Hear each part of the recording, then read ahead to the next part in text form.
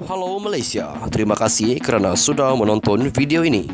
Sebelum kita bermula, sila pertimbangkan untuk tekan butang subscribe, like dan share. Berita perkembangan politik semasa dalam negara, perkembangan negara dan semuanya ada di dalam channel ini. Terima kasih kerana sudah menonton. Hai, halo, selamat tengah hari kepada semua tuan-tuan dan puan-puan yang saya amat kasih sekalian. Terima kasih kerana masih terus setia berada di dalam channel ini. Perkongsian berita untuk hari ini.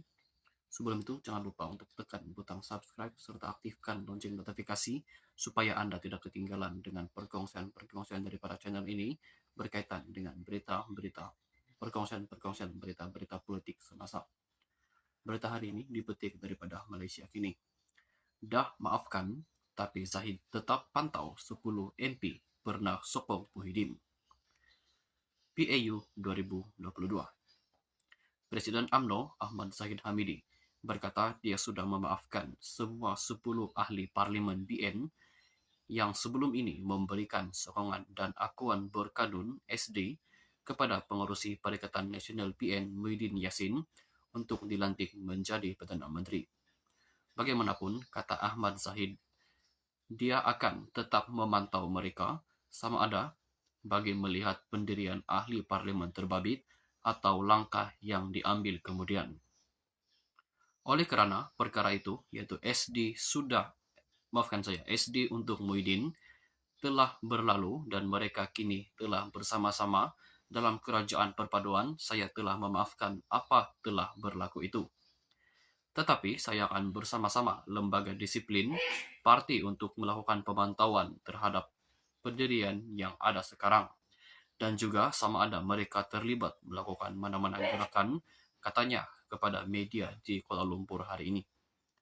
Terdahulu, Timbalan Perdana Menteri itu ditanya mengenai status 10 ahli parlimen yang dikenal pasti memberikan SD mereka kepada Muhyiddin sebelum kerajaan persekutuan dibentuk baru-baru ini. Insiden itu menyaksikan kebuntuan politik di negara ini apabila tiada mana-mana parti gagal mendapat majoriti di Dewan Rakyat.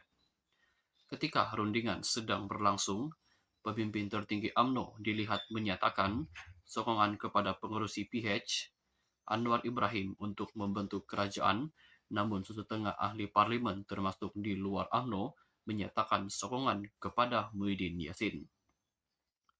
Mereka kemudian menarik balik SD tersebut dan akhirnya akur dengan pendirian parti untuk membentuk kerjasama dengan PH. Hasil PRU ke-15, lalu PH menjadi parti terbesar dengan memiliki 82 kursi, namun ia tidak mencapai had minimum yang diperlukan untuk membentuk kerajaan yaitu 112 kursi. Kemelut itu berakhir selepas Barisan Nasional BN yang memiliki 30 kursi memberikan dukungan kepada Anwar untuk dilantik menjadi Perdana Menteri ke-10. Pun begitu, di sebalik selesainya pertikaian berkenaan, desas-desus bertiup mendakwa. Kononnya ada gerakan sulit diatur bagi menjatuhkan kerajaan pusat.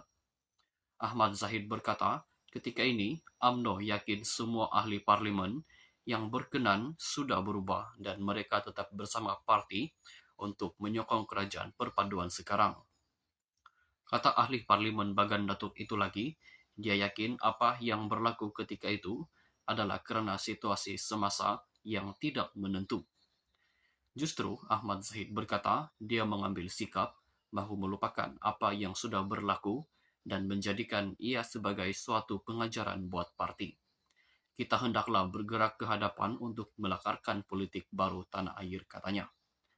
Menjelaskan mengapa dia menceritakan apa yang berlaku itu, semasa sesi taklimat tertutup semalam, Ahmad Zahid berkata ahli parti perlu tahu kejadian sebenar di sebalik kemelut yang melanda.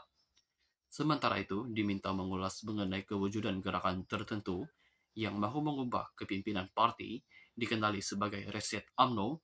Ahmad Zahid berkata dia meraihkan perbezaan pendapat. Katanya, penalan semula Reset, parti itu sebenarnya boleh dilakukan bersama-sama, bukan secara berasingan sehingga mewujudkan puak-puak berbeza. Saya punya pendirian dan keyakinan Lebih baik kita bersama-sama untuk melakukan perubahan secara drastik sekiranya ada dengan segera, katanya. Dia juga menjelaskan hala tuju baru UMNO untuk menghadapi masa depan termasuk menghadapi pilihan raya negeri atau umum akan dinyatakan dalam ucapan dasarnya esok. Sekian saja perkongsian berita untuk hari ini. Kita jumpa lagi di video yang seterusnya. Bye-bye.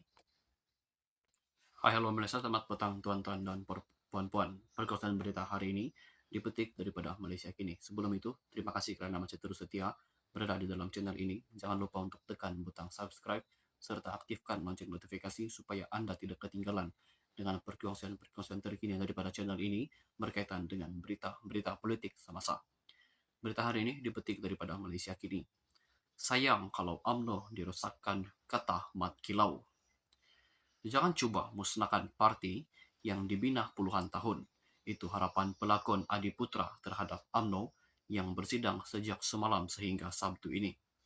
Kata Adi Putra, tidak wajar sama sekali perjuangan UMNO yang diasaskan sejak sekian lama mahu disia-siakan hanya kerana perbezaan pandangan dan kumpulan dalam parti terbabit. Kalau masih ada yang ingin memecah belahkan UMNO, sayanglah kita dah bina UMNO selama 62 tahun, katanya. Pelakon membawakan watak Mat Kilau dalam filem arahan Samsul Yusof yang mengumpul kutipan lebih RM90 juta ringgit itu ditemui di Pusat Dagangan Dunia Kuala Lumpur petang tadi. Adi Putra hadir untuk melihat secara dekat persidangan 3 sayap UMNO yang berjalan serentak, yaitu pemuda, wanita, dan putri. Esok, Presiden UMNO Ahmad Zahid Hamidi akan menyampaikan ucapan dasar sebelum perbahasan dibuka kepada perwakilan.